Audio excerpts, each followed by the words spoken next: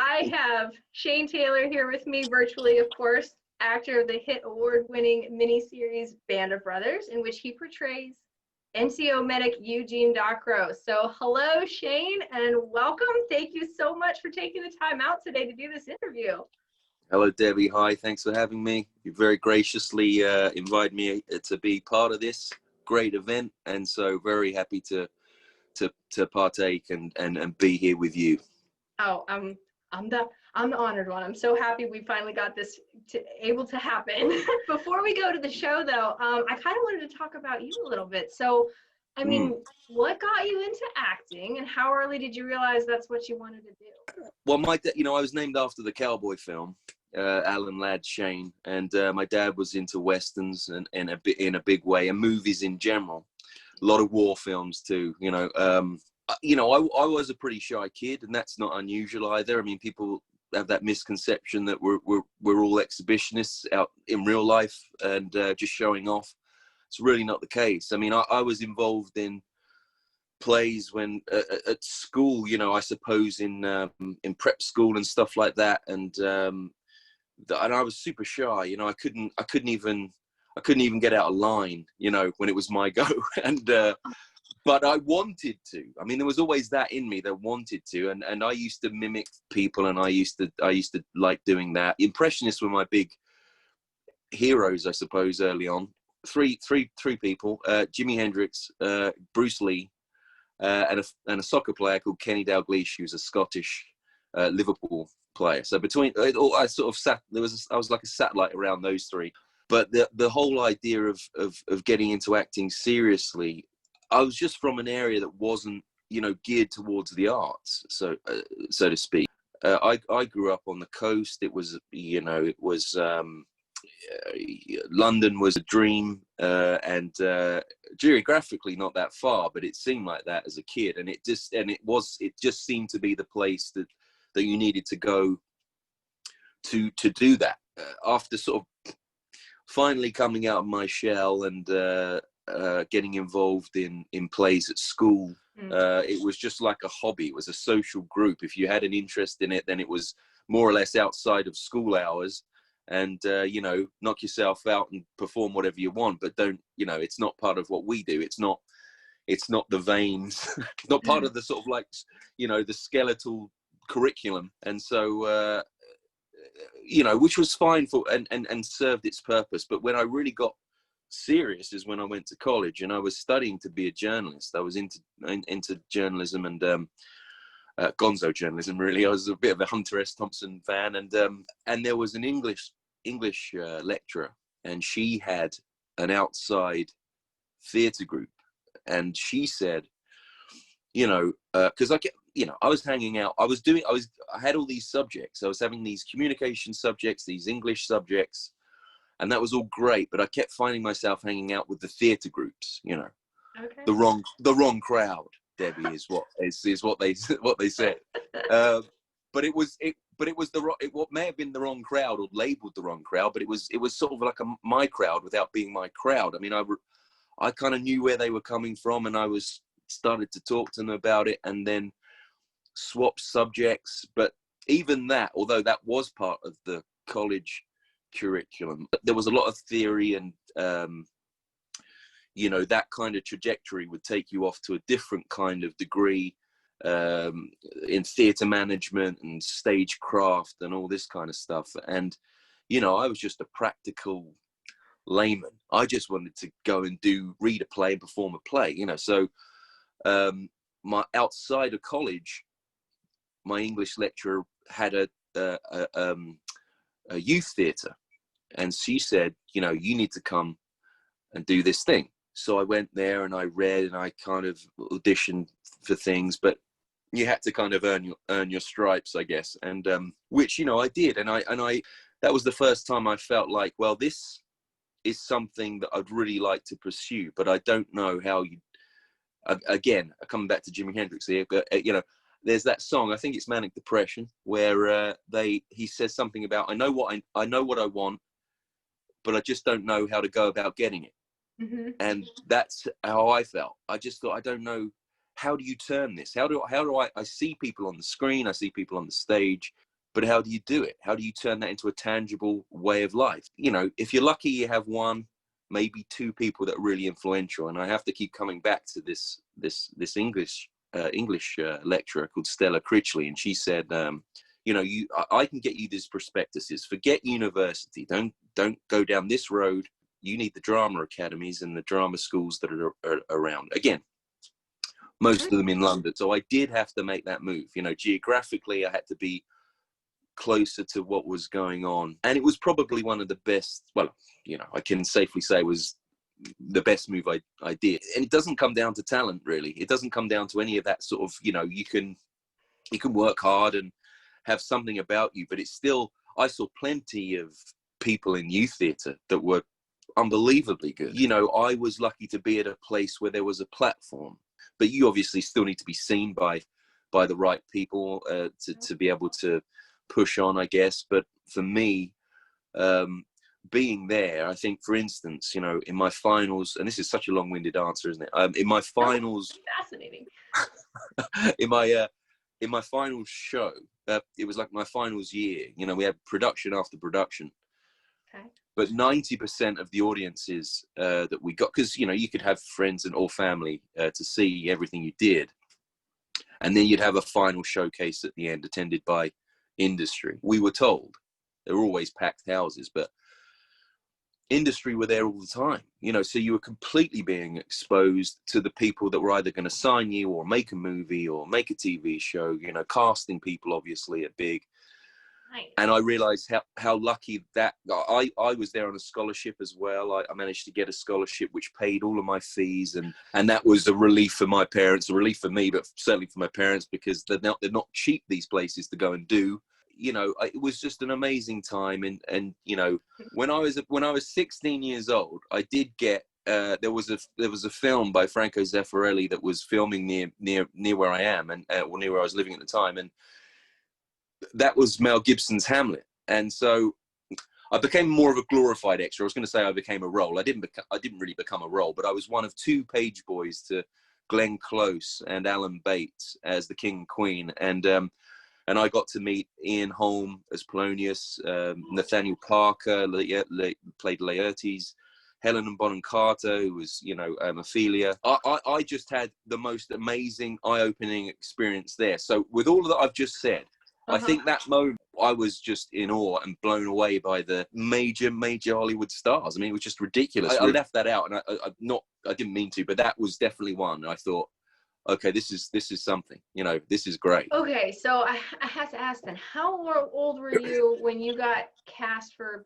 Band of Brothers? I suppose I started to, I mean, maybe I was probably about 25, 26 when I was kind of thrust into it all. But started to probably read first of all at 25, and Roe came up pretty early on. I do remember that. I just like the idea of this man trying to save lives in a theatre of war. You know, for me it was just, that was something to really focus as heavily on a medic story in a very sort of dramatic sense of that particular job. I hadn't seen it done with that sort of level of intensity that they wanted to try and show there, and I was immediately like, and we'll come back, but it's funny that when I was getting closer and closer, and I was given different things to use as props as well. They would sort of just throw things in as you were doing stuff, and it culminated with me going to this hotel in London where Tom Hanks was there with most of his team, and he was doing Castaway, and so he looked very different, but he had this bag, this kind of sort of satchel bag thing, and he had a load of stuff in it, and he gave me that to just kind of carry, and which you know, I had a similar bag during the show, and I was doing the scene. He just wanted to see what I was like. Again, it's all about, you know, say your lines and don't trip over furniture. Let's just see how technical you could be and still concentrate. And somehow I got through that. And but I did, even when they decided to give me the role, they actually gave me a choice. I could have been two roles, but I don't even know if had I read for it. I didn't even know if I had read for the other role. I'm not even sure, but it was just they gave me a role. They gave me a choice between roles, and it was either to play Doc, or it was to play a particular soldier that was, you know, who happened to be a really, really good soldier, and one of the most respected. And I still don't know. I don't know. Sometimes I you know, I kid Matthew Leach of Talbot and think and say it was, well, I could have had your role, and all that kind of stuff. But I really don't know, and they didn't say. I mean, for me, it was always, as soon as Roe was there, as I say, for the reasons I mentioned, it was always that. I just love the idea, the humanity within it, and also, you know, a lot of that show was about, yes, what men do in war, but what war does to men, and of course they touch upon combat fatigue a little bit there, and just the toil and the struggle of one man trying to perform his duty, and of course that's the same for everybody. But I just really I was really attracted to the idea of that in the medics realm. You know, we had cadre at boot camp, of course, and on set, and you know, people that had served and been involved in you know, Vietnam, and even some that had gone from there and then become paramedics in real life. One was very instrumental in my approach. Dale Dye had a very, as you know, Captain Dale Dye being part of this, a big part of this. I mean, a medic had helped him massively in his time. And I think he definitely had a paternal instinct towards me. I mean, the fellas have a very different experience, the ones that went to boot camp anyway, than I did. I mean, I loved it. I mean, I absolutely loved it. I mean, I was fit enough to be able to do the exercise. That wasn't a problem. Some struggled with that. But then just the demands of all sorts of stuff. You know, because of what I did, I mean, I was just treated differently. And I think, and by the cadre, I mean, because of what the cadre went through, and their own relationship in service to how they perceived the medic and what the medic meant to their companies, my treatment was just a different thing. And so I didn't get, yes, I mean, early on, everybody's a turd. Everybody's got a number. You're a numbered, you know, you're a numbered third. So that's all part of it. I mean, that didn't bother me, but there was something that I was just aware of very early on, and I could be in a classroom with Dale Dye, and we'd be talking and whatever, and I could be looking out into the torrential rain where they're just on the parade ground doing marching drills, and we're sipping tea. You know, that's why you wanted to be Darkrail. It's like you know, the perks were incredible, but I mean, you know how important they were, and I think when obviously actors were doing their research and doing their, for instance, Bill Garnier, Frank John Hughes, a good friend of mine, you know, he had a great relationship with the real Bill Garnier.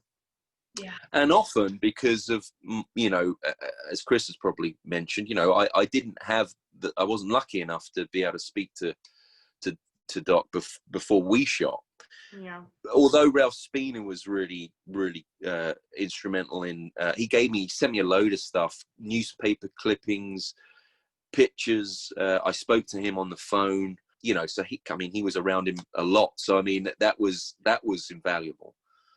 But also Frank would turn up, you know, randomly turn up and come over to me on set or whatever, and just say, you know, I spoke to Bill last night, and you got to listen to this story, or you've got to hear what he had to say about your man, you know, and that type of stuff was great as well, because then you're starting to build, and you're starting to have, for an actor, it's important. You never really see it on screen, but, you know, just filling in a bit of the backstory is always good. And the other guy called Mike Edmondson, who Sergeant E, we used to call him, he was in service, but then he went to become a paramedic in Florida. And there was something about him.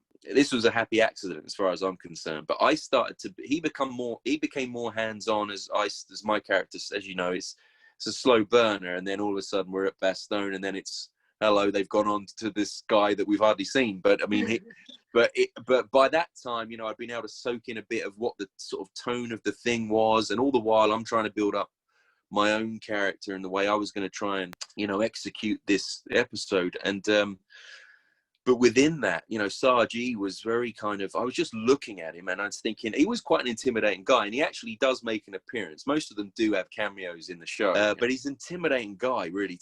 There's a side of him you don't want to mess with. But the flip side of that the underbelly of Sargi, he's very, very sensitive. And I suppose, you know, his man management's great. And I suppose being a paramedic, you know, he has to have that bedside manner, you know, get the job done, but he's got that other side. And I just found him just to be this amazing template for me. And then I started to see how he was with people, when he was being firm, when he was being understanding. And I just thought, that'll do for me. Even before Bastogne, was it the episode before when it was Winners, two officers, you basically just dressed down because they didn't pay attention to how many meds they were given this wounded guy, and you're just like had it with both of them. And I was like, that's awesome, because I mean, who cares rank? You were the medical officer, you could, or not even officer, you were just the medic, and you could say that to anyone you wanted if they weren't behaving the way you felt they should. Exactly. You know, in a sense, I could pull rank in that way. You know, it's like because that was me in my field. You know, and so as you could imagine, it was a glorious night for me. You know, and I'm sure. I really enjoyed that. Yeah, I really enjoyed it. The boot camp you were talking about, like, so how long had you been around, and were you like inundated with like 40s stuff and meeting the veterans and everything? So like, how long a period was that before you actually started shooting? The boot camp thing was, you know, it was almost 2 weeks. I think it was like 10 or 12 days maybe, and that was core, you know, cast members, but we had special ability extras. The cadre were obviously there, and so there was a whole group of Germans which were in German uniform, you know, and there were quite a lot of them. Were actually on the same site. We just never saw them. They were actually being trained separately. And the only time, it was quite amazing. And the only time we would see them is if there was a particular operation that involved, you know, a particular battle and what we needed to capture or to defend or whatever it was, you know, that we'd suddenly see them, you know, all over the place. And we hadn't seen them before. I'm sorry. Could you define cadre? Oh, sorry. Yeah, the cadre. They were just the kind of the people in charge of us that were the training us. All had military backgrounds. They were all soldiers themselves, and that was what they were just known as. And that was and there were about maybe half a dozen of those. The core cadre that were behind most of the things that we did as a company. So you know, whether we're kind of searching for stuff and trying to work out grid magnetic north in the dark and with little torches, and we're doing this stuff, or me just knowing how to tell the difference between venous bleeding, capillary bleeding, arterial bleeding, and then being able to dress accordingly. You know, the cadre were in charge of all of this kind of stuff. And were there also like actual like World War II veterans on set as well, to say like we wouldn't have done that in the 40s, or that wasn't how we held our weapon, or something like that? That was more when we were doing it. I think, you know, during the you know, the whole sort of process of filming it, there were still quite a few around and fit and able to travel, so they could be on set. So you could do just that. You know, you could say, is this script, you know, what this is the whole thing, and they'd recognize what that was about and where it was and all this kind of stuff, because we had a tremendous backlot and studio set, you know, and so that was a real eye-opener for them. But then it was really fun to sort of like say, well, you know, yeah, that's good. You know, we'd say that, or, you know, this is a crackish, you know, and so they'd rewrite this thing, you know, and actually it really bred confidence in what we were doing then. You know, you got to you got to step up to the plate anyway, but I mean, as an actor, and do your job, but at the same time, having that, you just having that knowledge, you know, and there is often a divide, historical accuracy and entertainment. Yeah. And so there's a little gap that normally always exists. But the trick is that you keep it as fine as possible, you know, especially in something like this, you know. Yeah. So those little artistic license tweaks here and there. But you know, the trick is to keep that line very fine, and to not allow that, you know, which you often get in many films. And so, but if you can get it to this level and keep a continuity like that, then you're doing pretty good in a film or a TV show. And I think on the whole, I think the families were pretty happy, you know. Oh yeah, yes. I'm gonna do a little trivia game with you. Oh gosh. What do the actors who played these Easy Company members all have in common? Okay, so I'm gonna name the Easy Company member, and you have to figure out what the actors who played them all have in common. If I do really bad, we can edit this, can't we? We can can, really. but You can alright. kind of insert. You can insert a little distorted bit, and then we can come back, and it's like, hey, 10 out of 10, Shane. Well done. Exactly. Perfect. So what did these actors all have in common that played these characters? Yeah. Winters, Leap Yeah. God, Welsh, Blythe, Martin, Heffron, and Rowe. Well, I guess we're born here. We're outside the States. They're all UK actors. And man, when I found that out and I'm watching, it was after the show. Someone just offhandedly mentioned that like there are a lot of UK actors. Like, yeah, right. And it's because the accents were so spot on. I couldn't believe it. But I wanted to know from you, seeing as how you were in that list, how was it learning the lilt of Louisiana for Eugene Rowe? I went to Richard E. Grant's house of all people. You know, I was sent to his house because his wife is a lady called Joan Washington, and Joan is a big accent specialist, accent coach, and so she had a cassette. She had, this is how long ago it was. She had a cassette, and but it was a cassette, an archive cassette on Cajun French from back in the 40s, you know. Oh, and it was just, wow. Yeah, it was some sort of very specific. Very specific. It was some crawfish and petroleum festival, you know.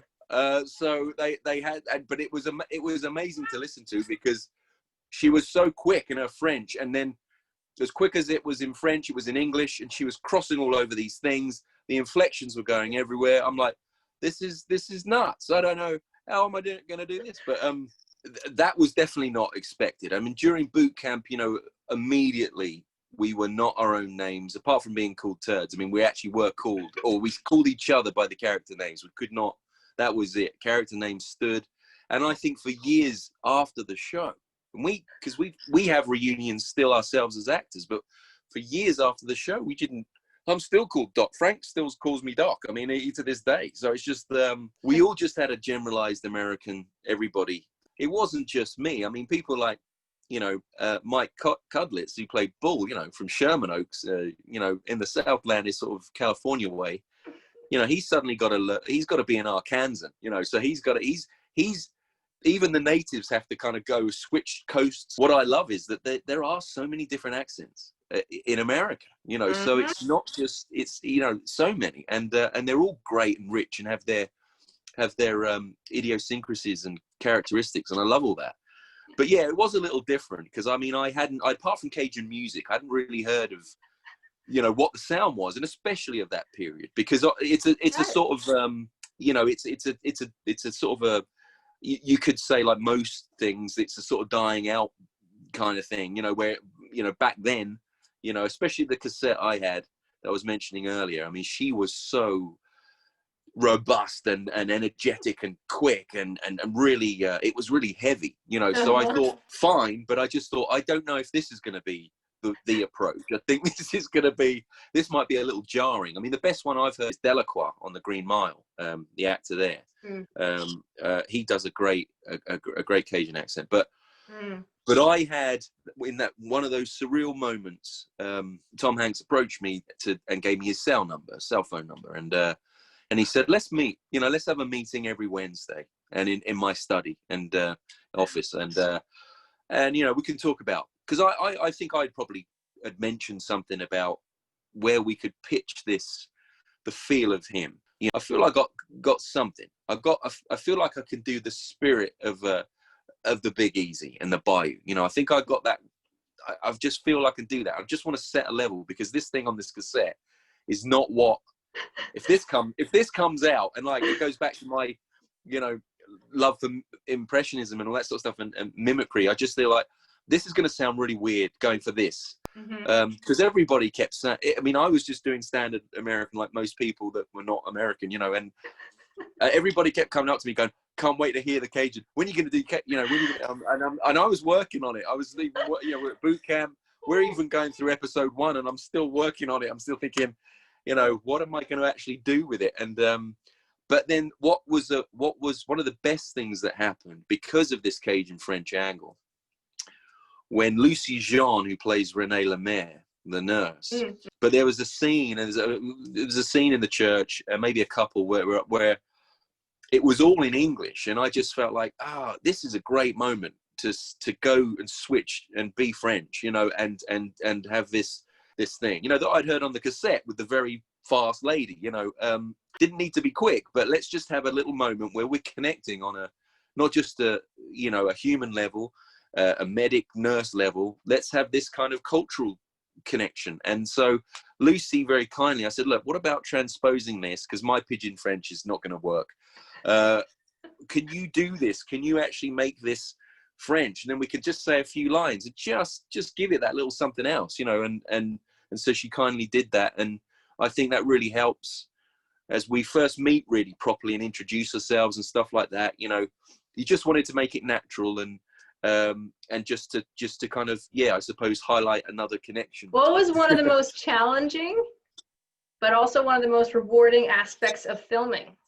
Well, any take that they were checking the gate, which means, you know, they were happy. They just needed to make sure it was clean, and we could move on. Was a happy moment. You know, it was like, oh, okay, that worked. You know, but, yeah. I think what I did love about and only because, you know, it's I was involved a lot, but during Bastogne, you know, we, in that huge aircraft hangar, because it was majority of it was shot inside. When you fired a weapon, you could hear the echo, and that was about the only that would be the only giveaway, because as far as the eye can see, you're just seeing trees and snow, and it's foggy, and it was a panoramic that was really immersed you in into it. And but I really liked, or it was challenging, but I really liked that some of the runs that I had to do, some of the choreographed runs that I had to do between foxholes and get to certain people, and I couldn't see them from my starting point because the way it was all smoky and foggy and all this kind of other stuff, and you had exploding trees and everything.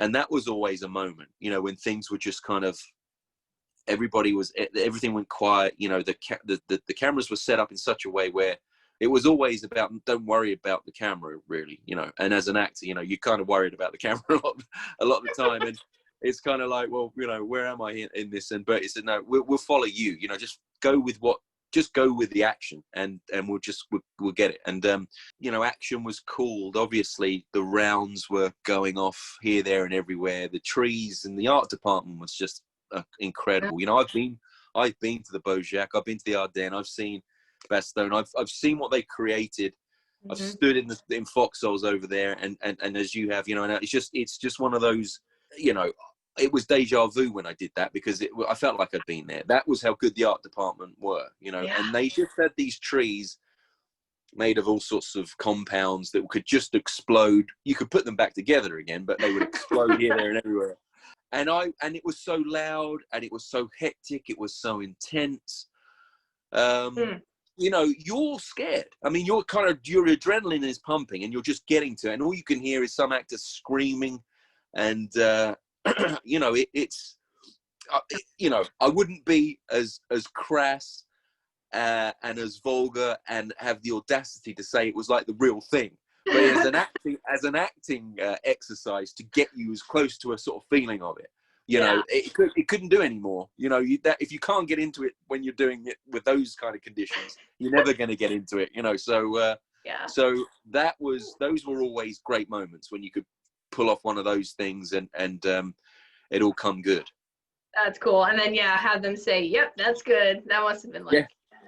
You can go to lunch. I did. I can't eat now. I can't eat now. It's just. Well, you know the story. I don't know if Chris mentioned, but there was the story of that is that there were, as you know, it was in an aircraft hangar for the majority of it, And they were supposed to have some sort of temperature control unit, I suppose, like some kind of glorified AC that they could really put into a kind of position where at least you could maybe see your breath. So it's customized to be able to see breath, perhaps. And that kind of just, well, I never saw the unit, but somebody said it had broken down or something. So we essentially were in there with these lights and woolen, uniforms and all wrapped up because of the snow. And it was, I had a team of makeup specialists between, as you know, there's a lot of running around, and between every take, I was the kind of the industrial fans just came rolling in because the sweat was just pouring off. I mean, I lost, I don't know how many pounds. And the biggest note from the director was, just keep the cold. Just remember it's cold, and you're just sweating like this, going, this is the hottest place I've ever been. I mean, it's just, so that was one of the. So you talk about the challenge. Actually, that would be it. I think the tough challenge is that sweating in Bastogne. Yeah. Sweating in Bastogne. Yeah. Trying to make it the coldest place on earth when it felt like the hottest. Yeah, the bulge. Great. I'll never be able to watch that episode the same way. They just do my little red. They put their little red nose. They did. And I went, well, that's not going to do it. I'm hot. So I'll sweat that off. Oh man, that's funny. I know that you said you were never able to meet the actual Eugene Rowe, but were you able to talk like with his family or other members of Easy Company? I think you said Garnier talked to you about Rowe particularly. So were you able to get a lot of what you used to base his character on from, interaction with the other veterans and Rowe's family? HBO had a big production team, like they would, I guess, and so we were given quite a lot to go on. Some leads, some numbers. I don't know how they do that, but there you go. I mean, they just had numbers, and my first thing that I did was put in a call to Myrtle Rowe, and this was Eugene's first wife. So I'm thinking, well, that's a great place to start. Let's get a sense of the man behind the uniform. She thought I was a hoax. I mean, she thought I was just some chancer, somebody that was going to try, and I was out to kind of do her wrong. And so it was a very awkward call. I mean, I did manage to talk around to say, no, there is a production going. It was a non-starter. It was just, it wasn't going to go where I needed it to go. Like I was saying earlier, I think the main one was Spina, and I spoke to him on the phone, Ralph Spina, and I really, I really got more than I expected, because that's the other thing. When you're dealing with vets, you can't really, you have to tread carefully, and you have no idea whether somebody's going to be willing to open up and express themselves about that particular moment in their lives. Babe Heffron and Garnier, were very talkative people, and together you could just sit back and watch them go, but I also respect that that's just who they were. And there were others that, they didn't go to reunions. Rowe didn't really go to many reunions. The couple toward the end, I mean, Talbot just went away, and there are plenty that don't want to be reminded of that, and they don't want to even see something about it, so, but I was lucky with Spina. In terms of the rest of the family, all of that stuff was after the event. It was at the premiere, and I met the son and the daughters and Chris, the grandson, who's become, very close. I've been out to Louisiana and I've shared king cake with the family, and it's been a growing relationship ever since for me. I mean, I was very lucky with the family also, not just about the man I played, but the greater family unit were so warm, so embracing of me. I was just blessed for that, and it was just really nice when everything was done, actually, to meet them and to be able to not have that on my mind, and I could just really be with the family. The other actors, the people that were still alive that they could talk to, and some had really good relationships. Shifty Powers, Peter Youngblood Hills, and Shifty Powers were very close. They were very, very tight. Peter went to Shifty's place and they shot, and you know, Wow. it was a really close thing. But you know, like I was saying, the stories that came that they had that may or may not include Roe or whatever, it was all character building stuff. Cool. You know, from a selfish point of view, I missed out on the man, not being able to just sit and speak with him, obviously. But you know, I have, you know, there are plenty of riches I've been able to enjoy since, and you know, I had a lot of stuff to you know, build the character with. Another question from my friend in the film industry, Nathan Jacobson.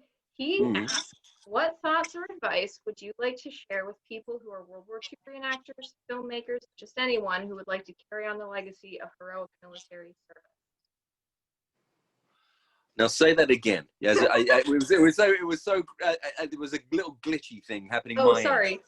So okay. he asks, what Yes. thoughts or advice would you like to share with people, either they're World War II reenactors, filmmakers, or just anyone who want to work to carry on the legacy of heroic military service? What advice would you share with people? Well, I mean, if you're in those positions anyway, you just got to keep on keeping on, haven't you? I mean, that's all any of us can do. You know, I think it's important to, you know, I don't want to be one of these people throwing out sort of cod philosophies or anything, but I just, you know, you've got to always think about the freedoms, especially everybody involved in that period, you know, male and female, doing what they did for the greater good, you know, respecting the freedom that they won for us. You know, I think that's the one that I always feel like that there's not a continuity there. You know, there's lots going on, and occasionally that gets lost over time. So many things happen, and I'm going far too deeper than I should. No, too please. deep here. But I just feel that that's the thing. You've always got to try and remember that, you know. And when I see these vets at certain events, you know, that's always in the back of my mind. What can I do to respect the freedom that they gave me, and conduct a life that is respectful and appreciative and honorary of that, and to, again, from you know, attending these events and getting the invitations to do even stuff like this, you know, this is great. I mean, you know, to be able to bring up moments of the show. You know, we're all doing a little bit, as you are doing your bit with your reenactments, the singing, the events. You know, the real work starts now, because as we know, the time is an enemy. And so the further it goes, like you were saying, with in terms of actually moments of history being not being taught, you know, we're in a battle. This is a battle, and it's a good battle to fight. But I mean, the good news is there are plenty of us willing to sort of do whatever it takes. And those people that you mentioned doing the things that they're doing, just keep doing that. You know, just keep doing that, because it's repetition. It has to be, and but we all enjoy doing it. It's a service, and that we all feel comfortable, happy, and interested in and about. And so it's, you know, far from mature. I mean, it's amazing to be able to talk to people about this, and you can bet your bottom dollar there's a family connection that they could just trace back, and you know, everybody's involved in this, you know, at some level, you know. There are all these connections anyway, to real life and to real history, and so that immediacy to that. So I just thought of this one then. So I mean, what was your connection to World War II before the show? Like, did you have a grandpa or, you know, grandmother that did war work or was in the service? Yeah, my grandfather he was a Scottish, and he was a prisoner of war for 5 years, German prisoner of war, and yeah, he had it tough. And my other grandfather was kind of he was needed at home, because he had a fleet of trawlers, and he would go out, as well as kind of the fishing side of things. He would for extra money go and get mines and dive down and catch mines in nets and weird, you know, stuff which is Whoa. You know, and he had a motorcycle actually, and he was riding home one day, and the Luftwaffe came across on a raid or something, and they shot at him on a country road, and the bullets, machine gun fire rattled the handlebars and snapped them, and he went flying into a cornfield, disappeared, and they just flew, I guess, back home. But so he had a close shave. But my other grandfather, who did serve and he was in the forces, he came back a changed figure, and that's what I'm saying. I mean, he was quite a hard man, but he didn't want to talk about that for understandable reasons, and he died pretty young as a result of the fallout from all of that, I think. And but my grandmother was just a land girl. I mean, it was funny because she remembers the 40s as being like just a glorious time. Once they did the land and did what they had to do, I mean, they would often just go out and watch all the battles going on in the night time, and just watch bombs and it was an exciting thing, as well as the dances and obviously American GIs. I mean, my great aunts, they married American GI, so they took the family line, sort of California, Santa Barbara, somewhere, something like that. And wow. But that was happening a lot during the back in the day. So off they went. But I mean, it was my own. I was really into history at school. I mean, I had a really good history teacher, and World War II in particular was something that I was really into. I didn't really know Easy Company. That would be a lie to say I did, but we got into the Third Reich in a big way, and we were studying that, and so that was always one of my favorite subjects, and one I took. But that's the great thing. The other thing about the war is that just when you think there are not any more stories you can tell, there's a story you can tell. They're just never ending. I'm thinking, you've got to be making this up, surely they. And there's something comes along, and somebody writes a book, or a historian tells you this thing. Even within the Easy Company and stuff like that, and there's another story that comes out, and you think, oh my goodness, and that should have been in the show. Yeah. It's one of those. But, it's one of those. Great. Last question. Many men who served with Eugene Rowe referred to him as an angel, right? Because after glimpsing the hell that they went through and knowing that he was going to do all he could to provide comfort to them, it's very easy to see why they viewed him in that way. So being the actor who had the privilege to portray that man and learning all that you did about him, what was one of the things that most impressed you about Darkrail? I do think that sort of selflessness of purpose. I mean, that short paragraph in the book, I mean, you've probably read this, but actually in the Ambrose book, I think it's Lieutenant Foley who's kind of saying, who recommended him, for a particular decoration, Silver Cross maybe or something, and because of his extraordinary sort of bravery and that whole idea of, I don't know how he got there, but he always got there. To whoever was in trouble, he was there. And I'm just so amazed by the fact that the guy. He took his injuries on the spectrum are not so severe, but I don't know how he got away with it. I mean, it's just like well, he went from D-Day to the Eagle's Nest. Like Chris told me, he was the only medic that made it that far, and you're wondering how. So you talk about somebody that was kind of like an angel. Well, maybe he had a few buddies that were just watching out for him. I don't know, but I mean, he was just it was just extraordinary stuff, and I like the idea that he was one of the men at the same time. We touched upon this idea of of him in the show, having that distance and not even referring to them by nicknames, because just as a self-preservation thing, really, to be able to remain sort of clinical to the job in certain ways, and to get too close would be too destructive. And so we touched upon that, which in the end, it's a band of brothers, and that's what, you can't stop that. You have that connection, and not even Doc can just hold on to being distant forever. He just has to embrace it. And so I like that. There were one or two things within it that you know, within the hour or so, you know, that was touched upon, and I thought was, you know, well handled by the writers, and veering away, of course, from what the real doc may have gone through. But I mean, I like what they did with that from an artistic point of view. Did you know the story about the what happened to Renee, the real Renee, in relation to Doc and all that kind of stuff? So I asked Chris about it because I know she died on Christmas Eve, I believe. Yes. Yeah, so I asked Chris, I said, so the show is one thing, but do you know how likely it was that he actually met her in real life, Renee Lemaire? He didn't think so, just because of like geographically where they were positioned and where she would have been.